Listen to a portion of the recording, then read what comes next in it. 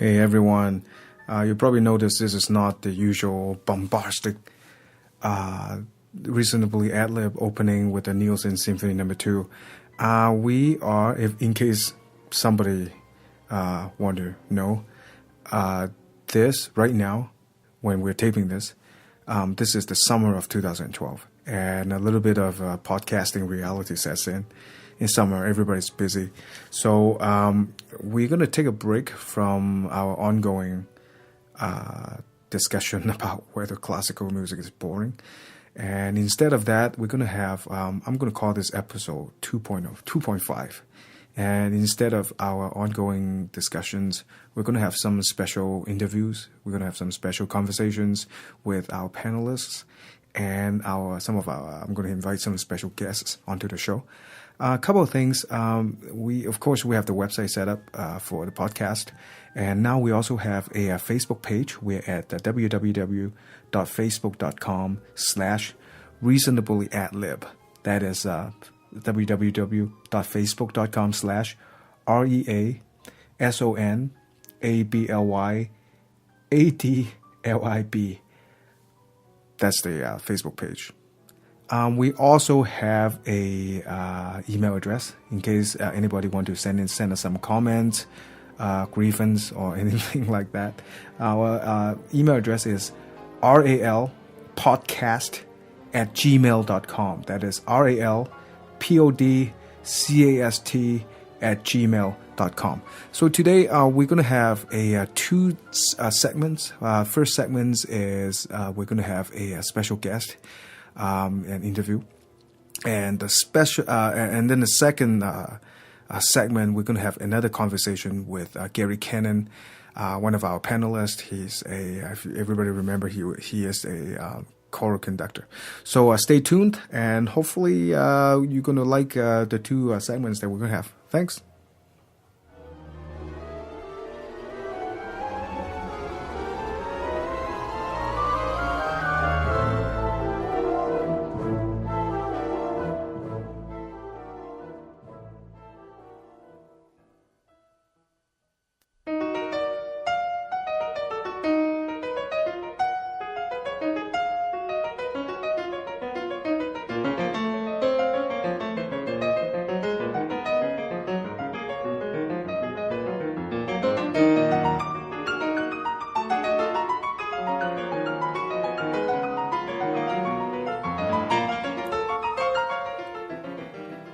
Hey everybody, welcome to a summer special.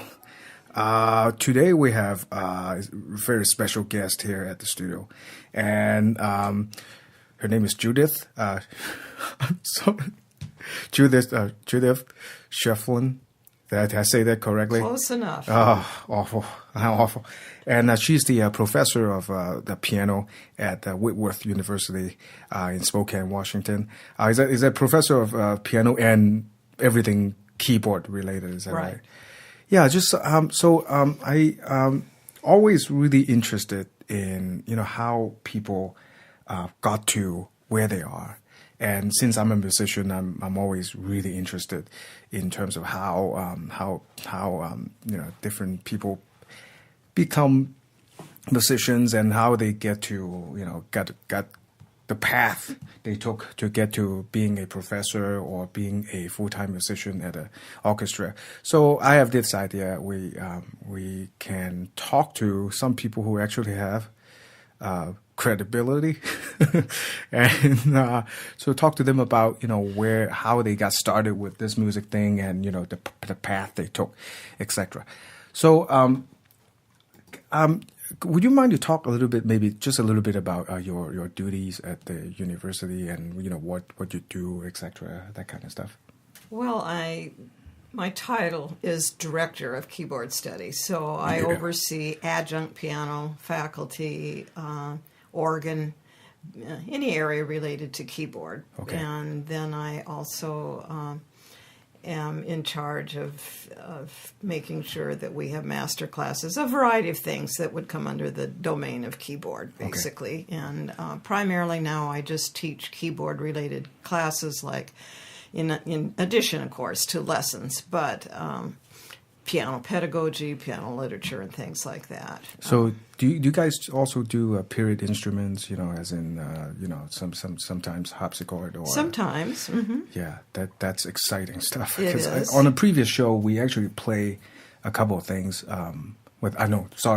Tangents right away.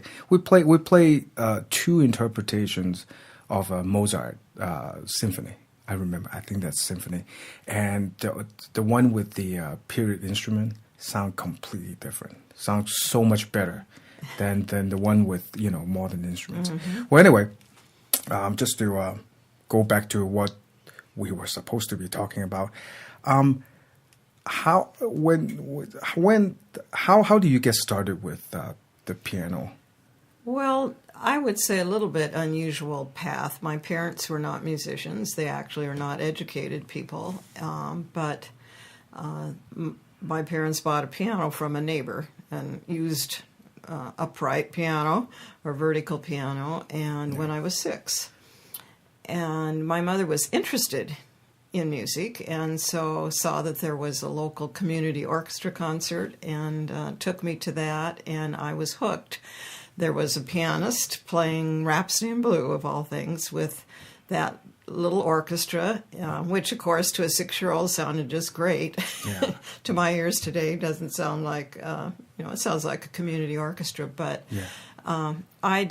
I fell in love with the piano. I came home and started playing the tunes that I heard in Rhapsody in Blue, and actually played by ear for 3 full years. Wow. Playing everything I could hear. Wow. And finally my parents thought maybe we should try to give her piano lessons. Wow. So yeah. So I actually didn't start formal lessons until I was 9. Wow. So they actually got you a piano first. And then Yes, you were I had to have a playing with piano, and then I just got absolutely almost addicted to it. It was my soulmate really early on. That was great. And in those days, since I'm at an age where playing by ear was really frowned upon by teachers, I feel very fortunate in that I didn't get actual formal lessons until 9, because I developed such good keyboard skills. In other words, the tactile skill of where things are on the keyboard, as well as, of course, the ear, and which is invaluable. And it's a skill that I find the majority of my students really lack. They cannot play anything by ear. Okay,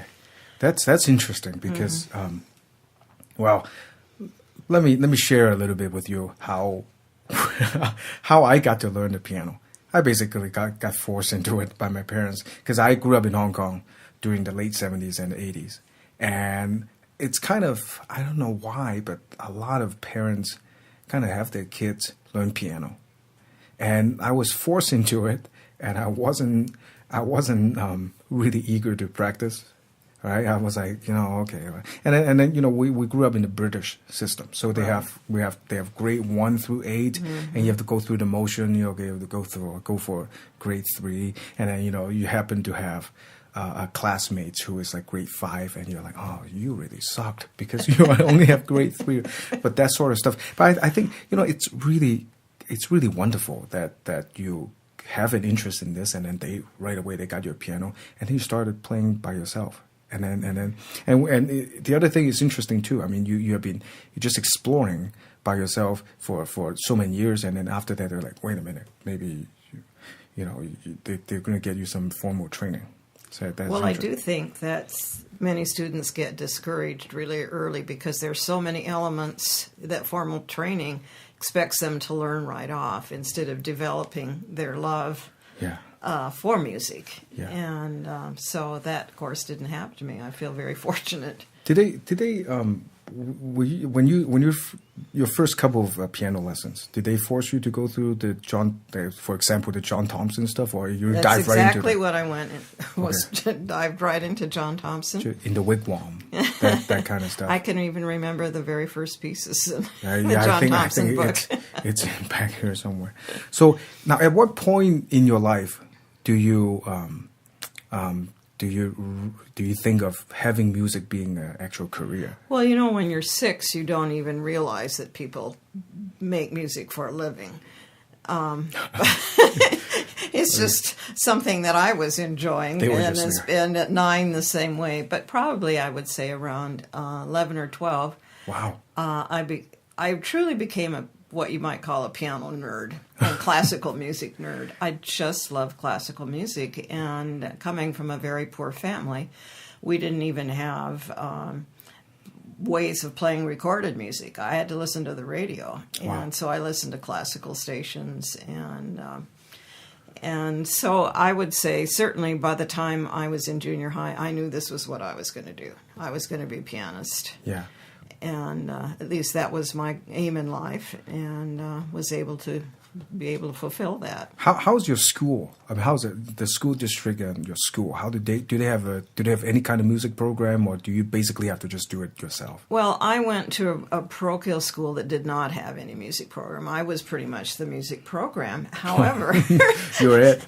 saying that, it gave me great experience in getting the other students together, and we did actual choir and put on musical Christmas programs, and I think I was a pretty hard taskmaster because I expected all the students to be able to just do things that had been easy for me. Yeah, I think it's interesting to think about. If you go to a school that actually has a lot of music going on, then you got to focus on certain things. But if you grew up, or if you're from a place or a school that has nothing, then it's actually good too, because you got to focus on other stuff, as in how to actually put things together. I mean, if there's it's like I know there are in Los Angeles, when I was going to high school there is a magnet program. All the music kids would go to Hamilton High School, and they're music focused. So I think it's good, when there's something established, you got to actually focus on the music. But you went to high school like my high school, which shall remain unnamed, that has not much of a music program. Then you got to learn how to actually do it yourself, how to put it together. Is that one of these situations? It is, and I learned I had to make arrangements of things for whoever was there. I didn't have necessarily a full choir. I would have mostly females. And so it wasn't even a band program or anything no, like that? There was no band. It was very small school. And it wasn't really until I got into high school that there were formal choirs, orchestra, band, and so forth. Yeah. Have you ever considered other instruments other than the piano? Well, I actually grew up singing all my life, and all my degrees are double in both voice and piano. Yeah, so no tuba. Tuba. Yeah. No. One summer school program, I took percussion and flute just for the fun of it. How did that go? No. Well, I was happy to stick with the piano and singing. Yeah. So at around when you're a teenager, you're thinking, well, maybe music is it's the profession you want to shoot for. Right. For the rest I of your knew life. by the time I went to college what degree I was headed for, where I see most of my students today hesitating. Yeah. They want to do music, but they're not sure that they want to do it as a livelihood, or maybe don't have quite the passion to practice and what's involved in it. In the previous show, we do talk about we have a lot more distractions right now. Mm-hmm. And I mean, we're not talking about a long time ago. But, right now, I mean, just the 80s, the difference between the 80s and the 90s and right now, it's just like back then we don't have internet. So we got to, I mean, this is another tangent, but back then we do have to go to the library to find just really mundane information, because there is no such thing as you go to the computer and just punch something out. You're right. Yeah. Now, maybe this is a tangent, but do the environment you were in back then between high school and college, and the environment that the kids are in right now in college, is there any big difference between that your experience and their experience, you think? Well, I think there are lots of differences. Some are much better today, and some not so good, I think. Yeah. Just again, getting back to listening to music. Students listen today to a lot of music. They can't study without having music in the background or work, but they're not listening. And I'm talking about music majors. Most of them are not listening to classical music. Yeah. They're listening to a lot of commercial music. And again, I think the biggest challenge is they have a big difficulty with just persevering until they get good at something. Yeah. Learning a piece, learning a passage. They're so used to having things immediately in their grasp. And just like I was saying to a student this morning, we expect the computer to be instant now. Yeah. We want the information right now. And you're right. We used to have to go to a library to find that. So they don't have any patience. They don't know any different. They're used to having things just immediately at their grasp. Yeah, okay.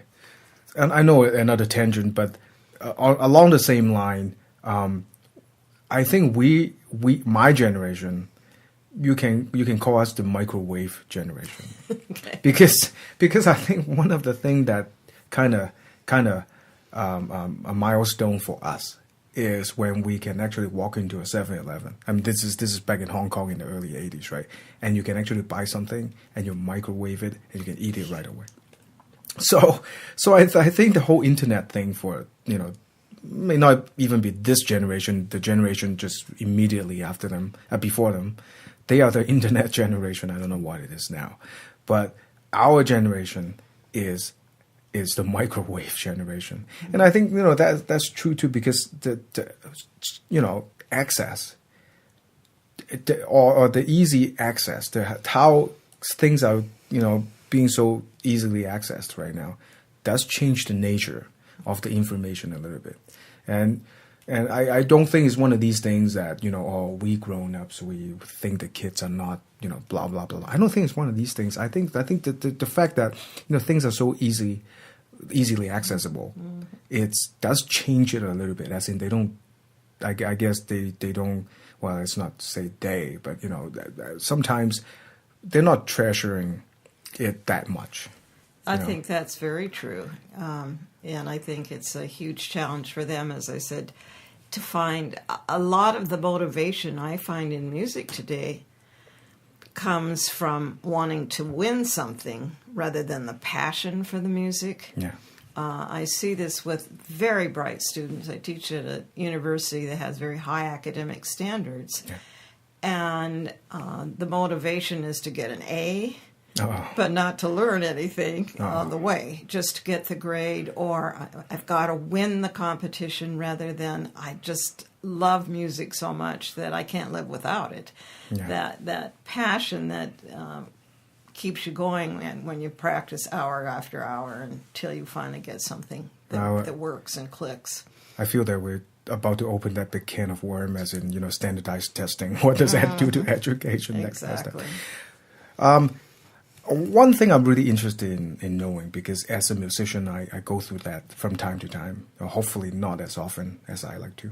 But was it ever a point in your career or in your life that you something happened? Are there any crisis moment that you think to yourself, oh, wait a minute, maybe this is not for me? Well, the crisis for me was not that I ever questioned being a musician. It was the fear that I could not be after I developed playing injuries. Oh, yeah. It was devastating emotionally. Yeah. I was halfway through my doctoral program, and I could not see myself as a person with any skills other than being a musician. Yeah. I couldn't separate myself from that, and I think that is a challenge.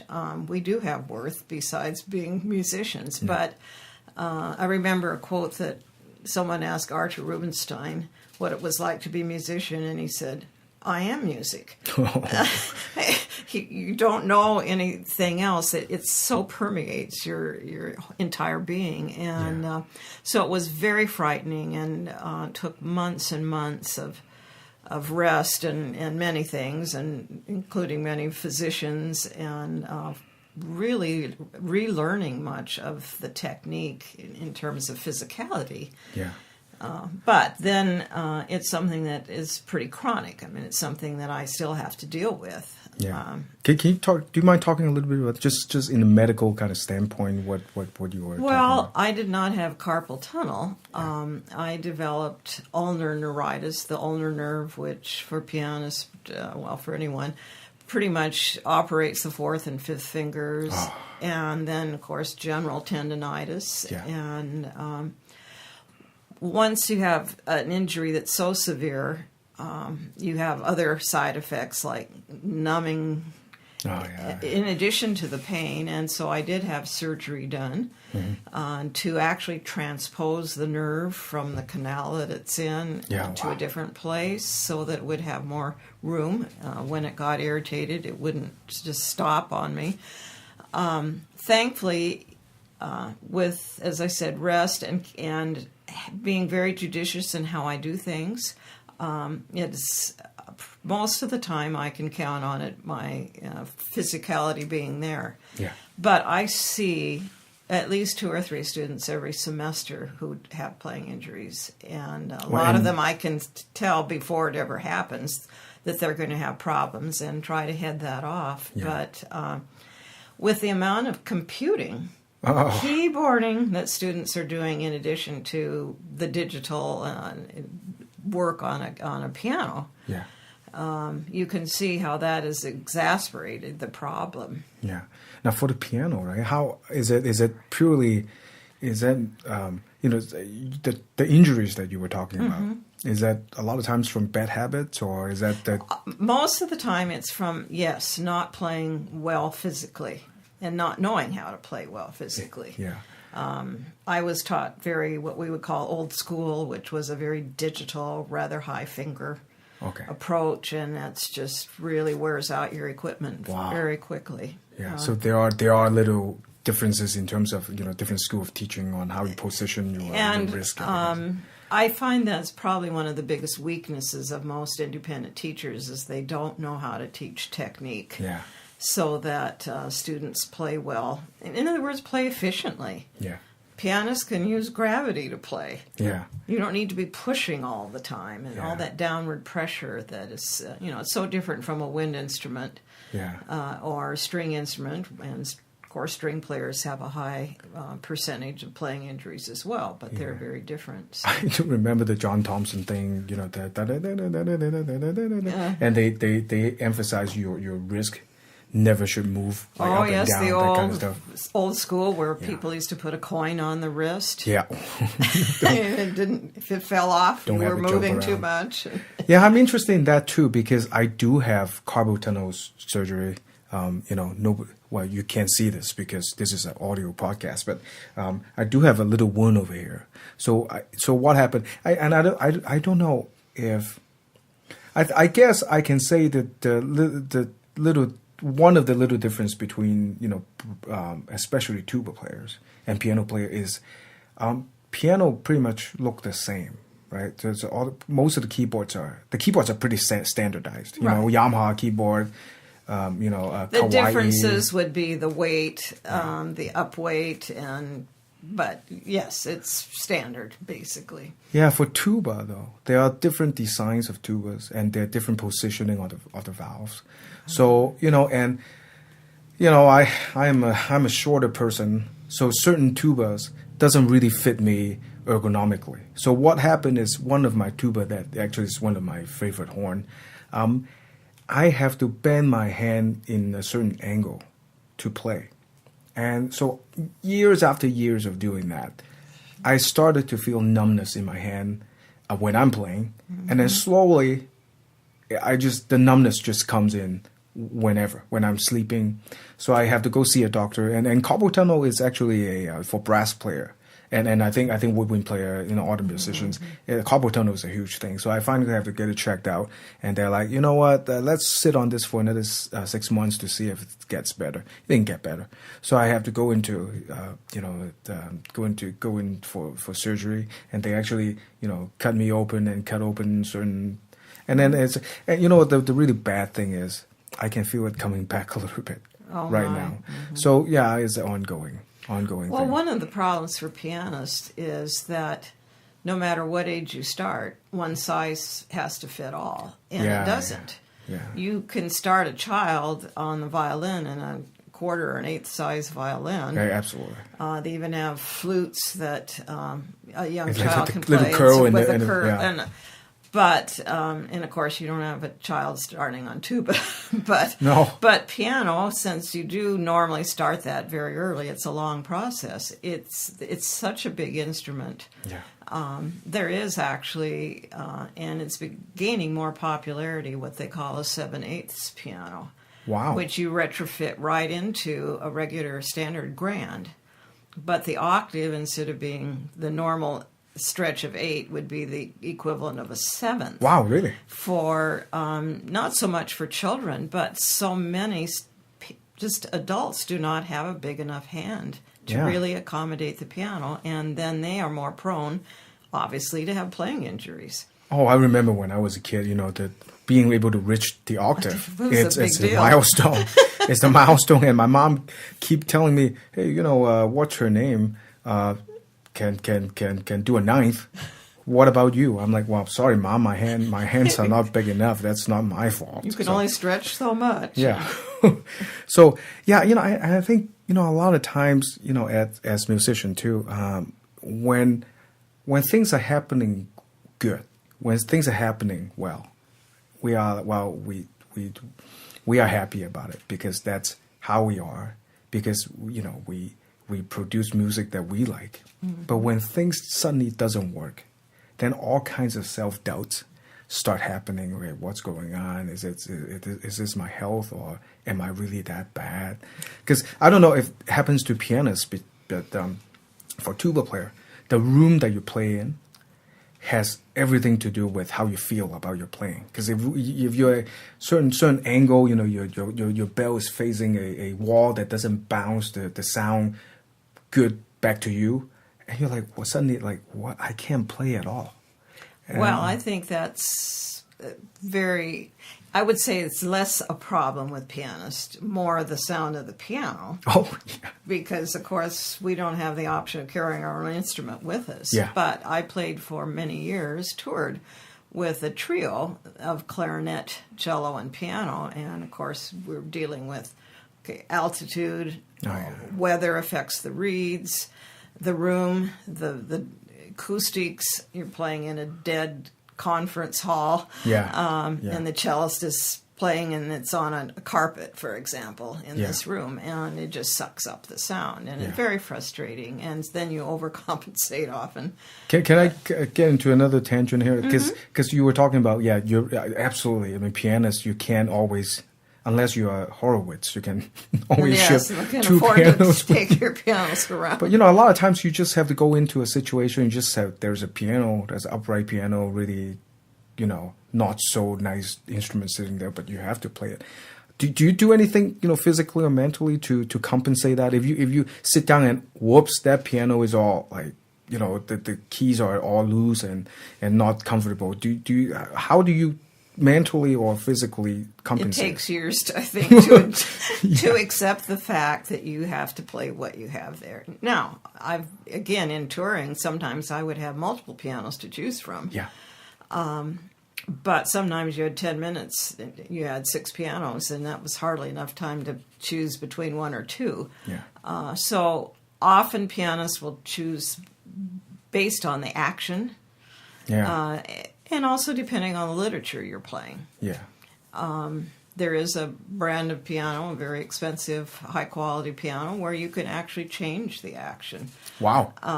For Brahms, you might want a little bit heavier action, whereas if you're playing Mozart or some Debussy, where you need a lighter sound, you can lighten it up. But in general, obviously, you take what's there and you do the best you can. Yeah. And I have come to the conclusion that no piano is worth ruining your arms. If you can't get enough sound out of the treble, you do the best you can without trying to do too much, because you can really harm yourself. Yeah, if you're willing to do it in a later show, we might invite you back to talk about the more technical part of things, because I don't think that kind of stuff is being talked about, and I think people are interested in the little nuances that go into making music.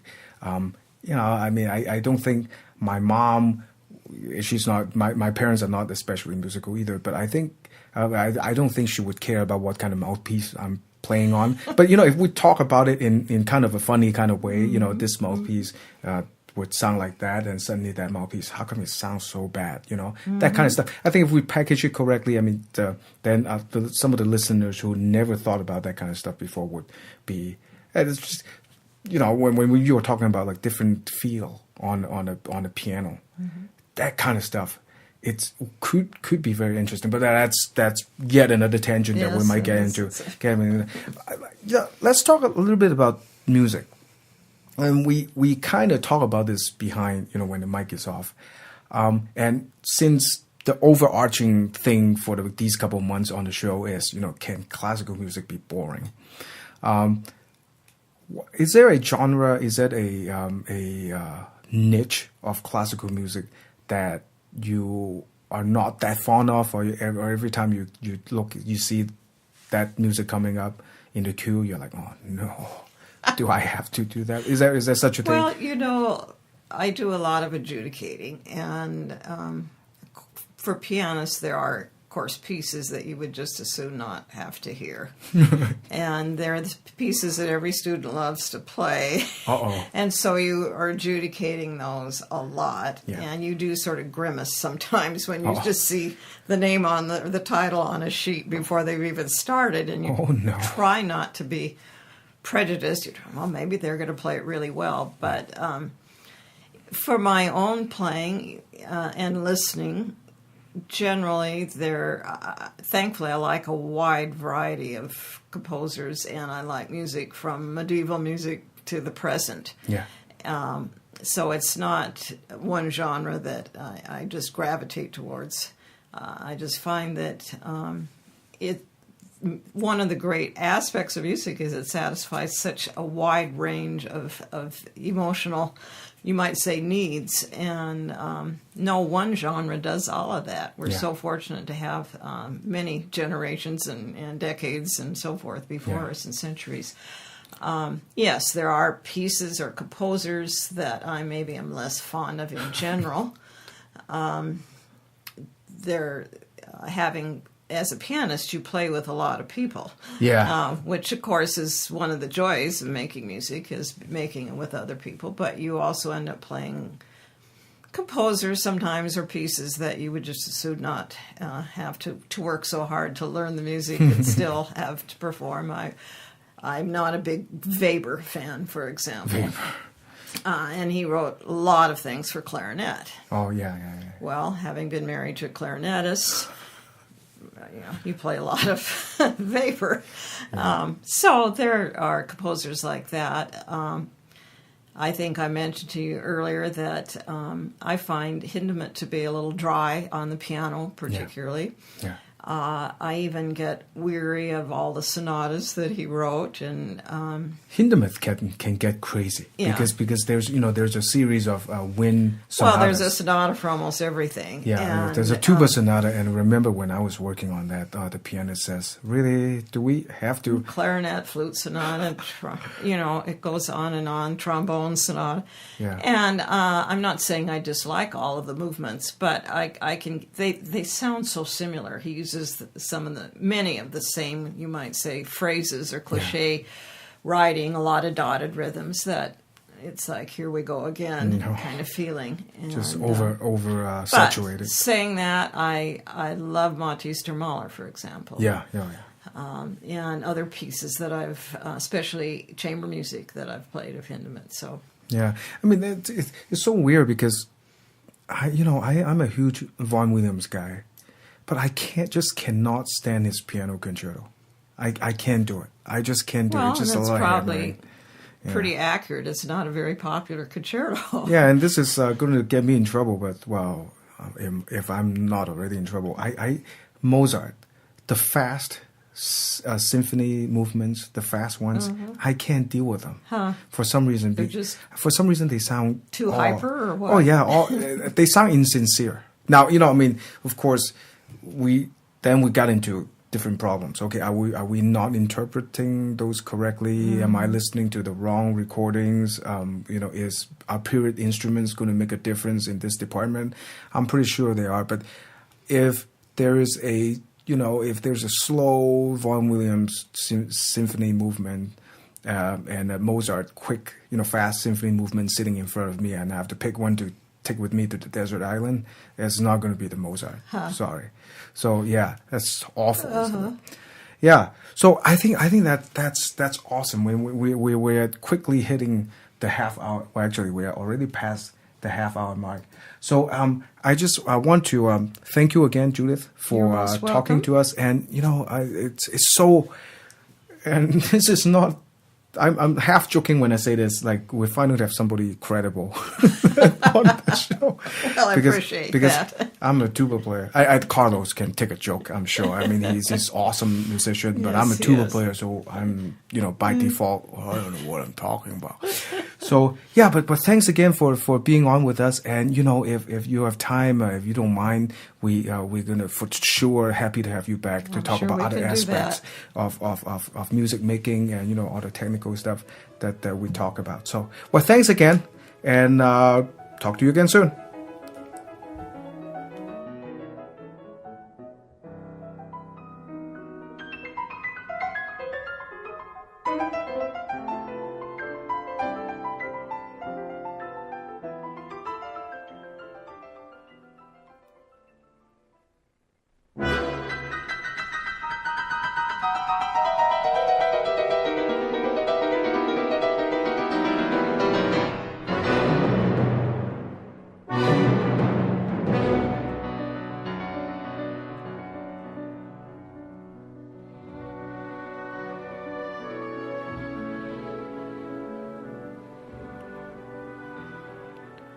Hey, everybody. Once again, we have Gary Cannon, choral conductor, with us today.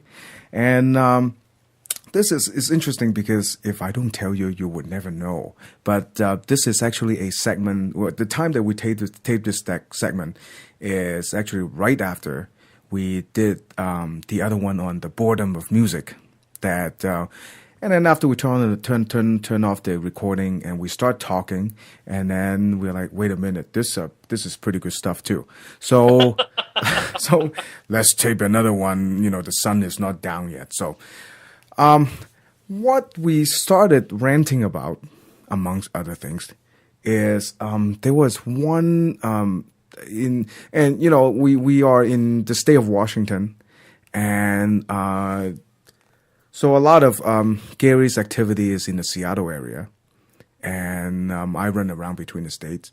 So I remember there was 1 year, within a year or year and a half, the Rachmaninoff Piano Concerto No. 2, a very nice piece, right? Not knocking that piece at all. Brilliant piece, yes. Yeah, I'm a tuba player. We don't really have a lot to do, but every time I play that, I enjoy the heck out of it. But there was 1 year, and it's just very recent. Within a year or year and a half, that piece was being played 3 times with various orchestras in the area. So I think the rant I had with Gary, after we turned off the mic, is why can't we program other stuff, and why does different group actually have the same idea or have the same desire to program the same piece in that same year? I mean, it's a great piece, right? But it's being played way too much, and I think that's not just the Piano Concerto No. 2 by Rachmaninoff. That happens to a lot of other pieces too, like any Beethoven symphony. Beethoven 5, Mozart Jupiter. Any of the standard, so-called quote standard repertoire, unquote. So, and what we are thinking actually here is what we talked about is, well, why can't we program, if your audience is expecting something that, first of all, we know that the Rachmaninoff Second Concerto is going to work, right? In terms of a piece for somebody to pay money to watch. It'll sell tickets. Yeah, they'll sell tickets. Will you agree with me? That piece is going to work. Oh yeah, absolutely. It's and even I see the Rachmaninoff Second Piano Concerto in a concert, and I think, all right, there's something I will enjoy. Yeah, I mean, to be honest, for a tuba player, I mean, again, there's really not too much, but I think the really brilliant part of that piece is, even though I have this time I have like 50, 70 notes to play. All of those are good moments, and all of those notes, every single note, are enjoyable. And then the writing is good. The brass section writing is good, and the pairing between the trombones, the first and second trombone, and the bass trombone and the tuba, that is marvelous writing. So every time I play that piece, I enjoy the heck out of it. But why do I have to play it 3 times a year? If Rachmaninoff's second will work, especially when there are other great pieces that audiences will love just as much, and even though they just don't know it yet. Yeah, can you think of a piece that maybe in kind of the same tradition, but the most of the people would not would know it, but they would not really have a problem with it if you program it? Well, specifically with the Rachmaninoff Second Concerto, it's interesting because really, as it gained in popularity, there developed a whole tradition of Rachmaninoff-y piano concertos that are geared around the second, and some of them are, I think, just as good. 2 English concertos leap to mind. One is the Concerto in E flat by John Ireland, great piece. Yeah. There's the Concerto in B minor of Hamilton Harty, Great. who, I just called it an English concerto, but he was Irish, so situation. I hope his ghost won't come to haunt me. Situation there. So well, he lived in England most of his life. He was one of the great conductors in the 1910s, 20s, 30s, worked closely with William Walton, a lot of the great composers in England. Yeah. And he was a good composer himself. In fact, he got into composition because of his goal to be a conductor. He was one of the world's great accompanists for vocalists, especially. Wow. Yeah. And what he really wanted to do was conduct. So he started composing pieces that people would invite him to conduct.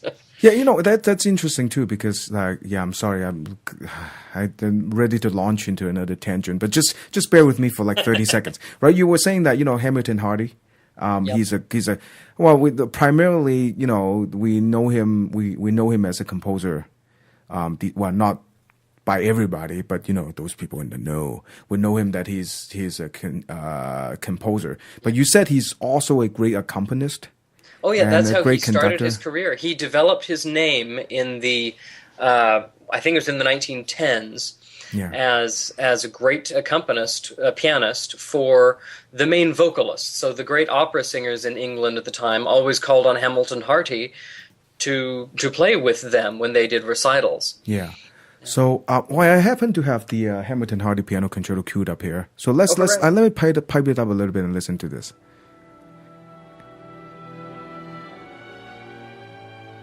Oh, listen to that.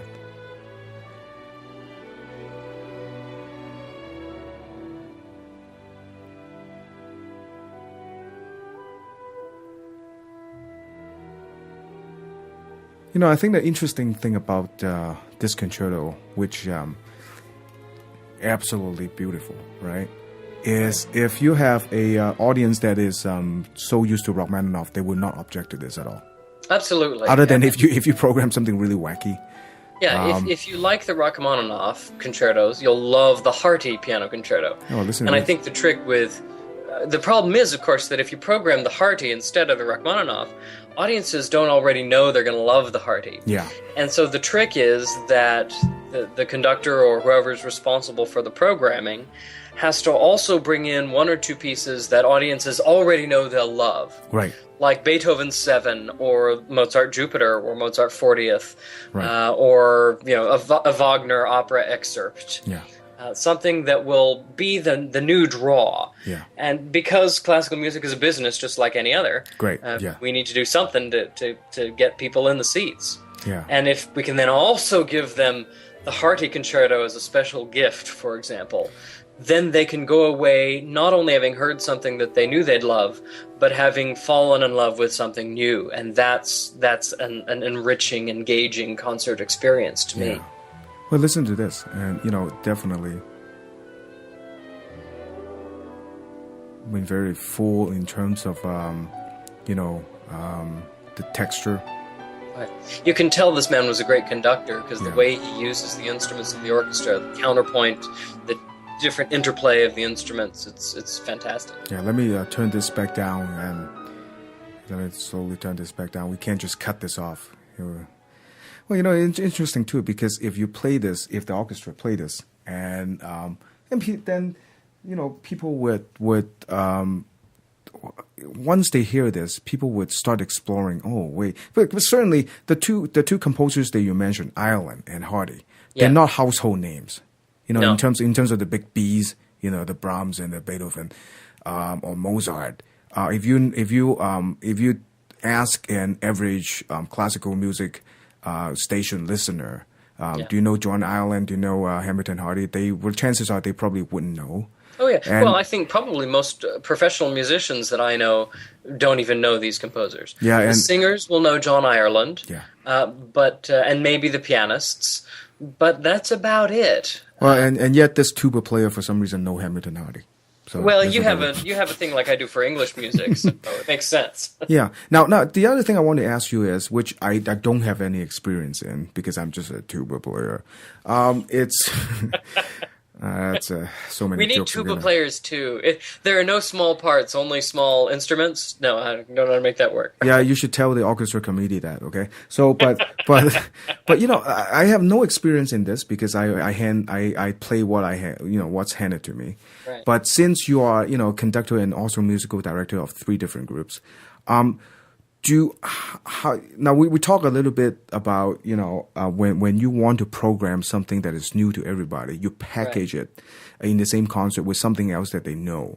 Right. Is there other technique that it's and does that come up all the time or a lot of times you do want to if you know a piece of music that is quality, but by a composer that the name isn't out there, you would want to program that, right? Sure. And that's how. I can give a good example of that with a concert I programmed last year, which I wanted to premiere a new setting for unaccompanied chorus of the Mass, the Catholic Mass text, by a local composer, a friend of mine named Chris Fraley. Yeah. And he had composed this piece at my suggestion. I hadn't commissioned it, but I had said, you should think about writing a mass. And so he did. And so I thought, all right, I looked at the score. It's a great piece of music. And how do I then program a concert where this whole 18-minute piece of music is appropriate, but it will still get people in the audience? So what I did is that year was also the 400th anniversary of the death of the great Spanish Renaissance composer Victoria, Tomás Luis de Vitoria. So I did a Victoria Mass on the concert as well, and some Victoria motets, and we called the concert Two Masses. For some reason, that seems to have resonated well, and the concert was well attended, so the marketing worked. Yeah. And people got to hear a Victoria Mass, something that most choral audiences might expect to like, along the same way that they might expect to like a Rachmaninoff Second Piano Concerto. But then we also gave them the premiere of a brand new Mass of a composer they probably had not encountered before. Yeah. And it was exciting. It was a good concert. People enjoyed it. The choir was very engaged as well. This is... we didn't talk about this in the show prep, but might as well try this. I think I would think it's even tougher to program a piece by a contemporary composer, right? Because their name is even less known. And what's amazing about that is, you're exactly right. And before around the year 1950, that was not even an issue. Yeah. And it's kind of regrettable that because new music, in quotes, new music, started sounding so outlandish, so different than the music people already knew. Jagged-edged. With Boulez and Stockhausen and so forth. And their music was really interesting and very innovative and important in history. Absolutely. And still is influential today. Yeah. But audiences didn't love hearing it right away. And so I think since then, the idea of new music has gained a bad reputation. Yeah. And actually, one of my favorite things as a conductor is to work with especially local composers. Yeah. One of my choirs has a composer in residence program. It's a different composer every season. They're all local. Yeah. Chris Fraley was our composer in residence this last season. He wrote that Mass that I mentioned. Yeah. You know, it's so. But the thing is, there's a lot of music being written out there today that is very approachable and easy to love. It's just not heard as much. Yeah, you know, and we talked a little bit about in the previous shows that you know, in classical music there's a branding thing going on. Sure. And as in, you know, Mozart is always, you know, to well, that's going to sound bad, but to the general audience, Mozart is always have to be good. You can't say anything bad about it. So the flip side of that, yeah. Then I'm willing to go on the record, on the record to the internet, okay, and say that the vast majority of Mozart I find rather boring. I don't enjoy listening to it. I don't enjoy singing it or conducting it. Most of Mozart. Yeah. And you know what? I'm going to get quoted on this probably for the rest of my career, and it'll stunt me or something. But there are pieces I love, like the Requiem, the Clarinet Concerto, the last couple symphonies. But a lot of the earlier stuff wasn't great. Doesn't inspire me as much. Yeah. And that's okay. I don't feel guilt for that anymore. Yeah. And there are some earlier pieces that I'm starting to like more and more. Yeah.